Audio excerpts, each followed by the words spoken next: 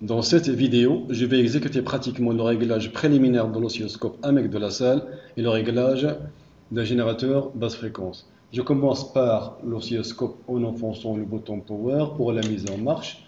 J'enfonce ensuite le bouton Dual et le bouton GD de chaque canal. Les traces horizontales qui apparaissent représentent chacune un canal. Grâce au bouton Y position correspondant, nous allons les placer toutes les deux au milieu de l'écran. Nous définissons ainsi, par cette manipulation, le niveau 0 à partir duquel les tensions affichées seront mesurées. Après avoir réglé l'oscilloscope, nous allons brancher la sortie du générateur basse fréquence à l'entrée du canal 1. Nous allons pour cela utiliser un fil noir pour relier la masse du générateur à la masse de l'oscilloscope et un fil rouge pour relier la phase du générateur à la borne rouge du canal 1. Nous mettons en marche le générateur. Pour que le signal s'affiche sur l'écran, il faut libérer le bouton GD du canal 1, le bouton Dual et le bouton CH12 pour ne voir que le canal 1. Le signal que nous allons chercher à observer pour commencer est un signal sinusoïdal d'amplitude 10 volts et de fréquence 1 kHz, donc de période t égale à 1 milliseconde. Le calibre 5 volts sur le canal 1, le calibre 5 volts par division convient pour l'amplitude 10 volts. Le calibre 0,5 millisecondes par division, calibre base de temps 0,5 millisecondes par division, convient pour la période t égale à 1 milliseconde. On tourne le bouton amplitude du GBF pour afficher l'amplitude des 10 volts sur 2 divisions. Ensuite, on tourne le bouton de la fréquence du GBF toujours pour afficher la période t égale à 1 milliseconde sur 2 divisions. Voilà. Le réglage de la tension sinusoïdale est terminé. La tension que nous venons de réaliser possède une valeur moyenne égale à 0. Donc, il peut être affiché indifféremment dans le mode AC ou dans le mode DC, puisque sa valeur moyenne est nulle. Le mode AC et le mode DC sont choisis grâce à ce bouton. Si ce bouton est enfoncé, nous sommes dans le mode DC. Si ce bouton est libre, nous sommes dans le mode AC.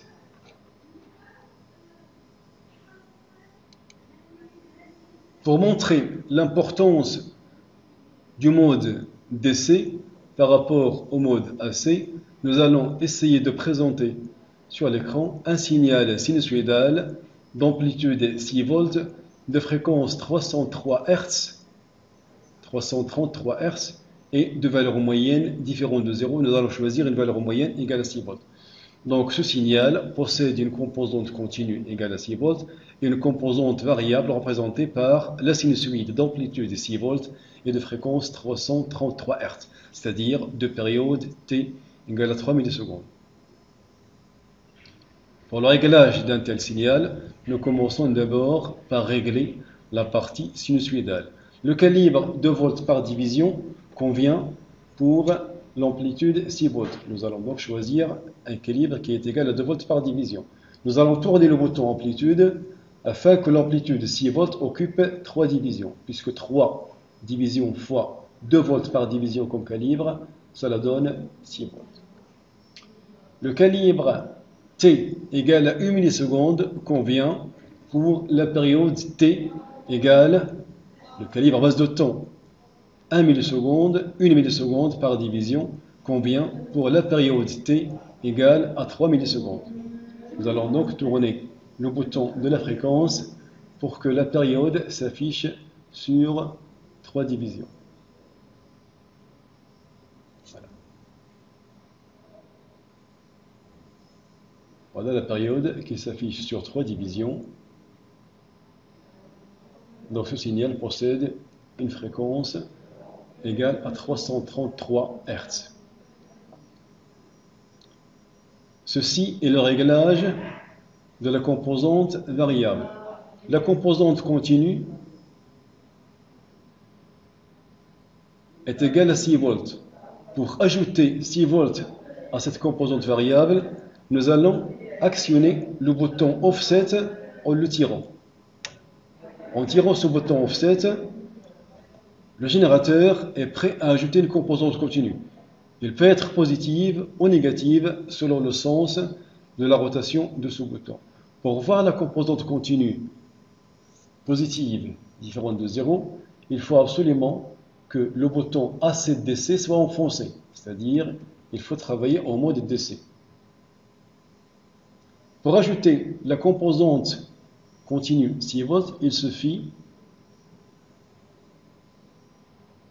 d'amener la crête négative du signal qui était auparavant au niveau -6 au niveau 0.